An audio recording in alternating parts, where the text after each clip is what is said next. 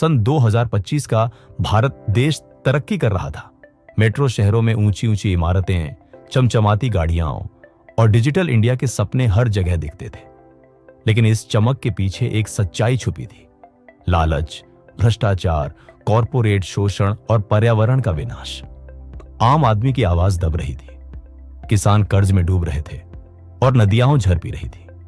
इसी माहौल में वाराणसी का एक युवा अभय अपने गांव की सूखी हुई नदी किनारे बैठा सोच रहा था, क्या यही वो भारत है जिसके लिए गांधी जी ने संघर्ष किया था? अभय एक साधारण परिवार से था। उसके दादा स्वतंत्रता संग्राम में गांधी जी के अनुयायी रहे थे। घर में हमेशा गांधी जी की तस्वीर और उनके सिद्धांतों की बातें होती। लेकिन समय के साथ सब बदल गया था। अब लोग सत्याग्रह को पुरानी किताबों का किस्सा मानते थे। एक दिन अभय ने देखा कि गांव की एक बड़ी जमीन, जहां कभी किसान फसल उगाते थे, एक बड़ी कंपनी ने खरीद ली है। वहां फैक्ट्री बनने वाली थी जो सस्ते मजदूरों से काम करवाकर भारी मुनाफा कमाएगी और पास की नदी में जहरीला कचरा डालेगी। अभय का खून खौल उठा, लेकिन उसने सोचा, गुस्से से बदलाव नहीं आता, बदलाव के लिए साहस और सही तरीका चाहिए। गांधी का रास्ता, नया अवतार। अभय ने गांधी जी के सिद्धांत फिर से पढ़े, सत्य, अहिंसा और जन जागरण। उसने तय किया कि यह लड़ाई हिंसा से नहीं बल्कि सत्याग्रह 2.0 से होगी। लेकिन अब समय बदल चुका था, तो तरीका भी बदलना होगा। अभय ने सोशल मीडिया का सहारा लिया। उसने सत्याग्रह 2.9 नाम से एक ऑनलाइन अभियान शुरू किया।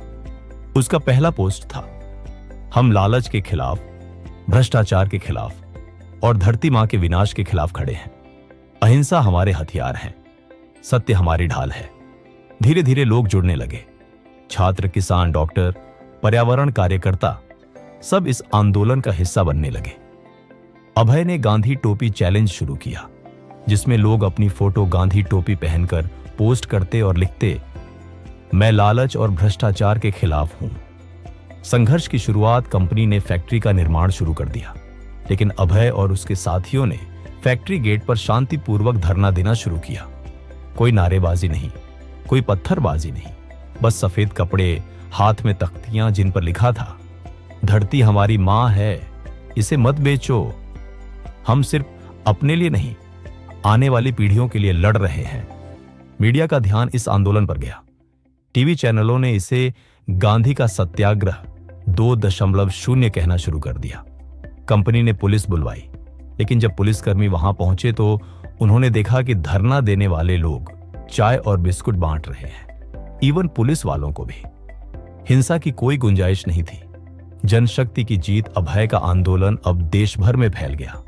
बड़े शहरों में लोग प्लास्टिक छोड़ने लगे, भ्रष्टाचार के खिलाफ हस्ताक्षर अभियान चलने लगे और सोशल मीडिया पर औद्योगिक सत्याग्रह 2.0 ट्रेंड करने लगा।